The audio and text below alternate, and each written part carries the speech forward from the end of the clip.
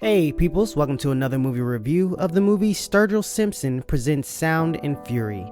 As always, I want to say thank you for listening, that really means a lot to me, and on to the review.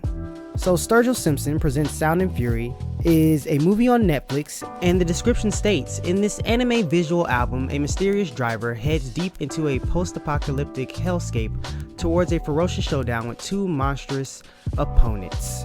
Honestly, I was confused for a lot of this movie because it switches from the story that they have in the description to a bunch of mini stories and live action stories along the way.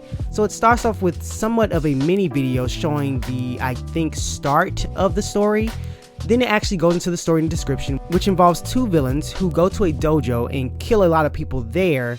Then it switches to a samurai who seems to be avenging the death of those people, but the samurai is a woman and it doesn't explain who she is, or I didn't understand who she was.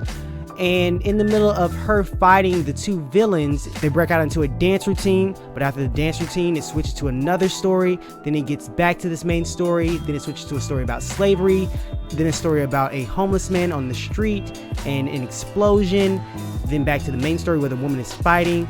Then there's some live action stories mixed in between that don't really make sense to me. One of them is a clue to a post-apocalyptic world. The last one is one that I just fully don't understand completely.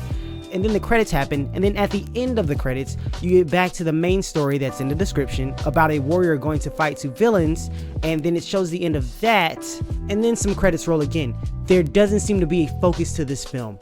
So this is a visual album, so the music does sound nice in the movie. I wouldn't say all of the music matches up well with the visuals. Some of it does. For instance, there's a scene of our samurai driving a car, and the song that plays goes very well, but some scenes just don't match up well with the music.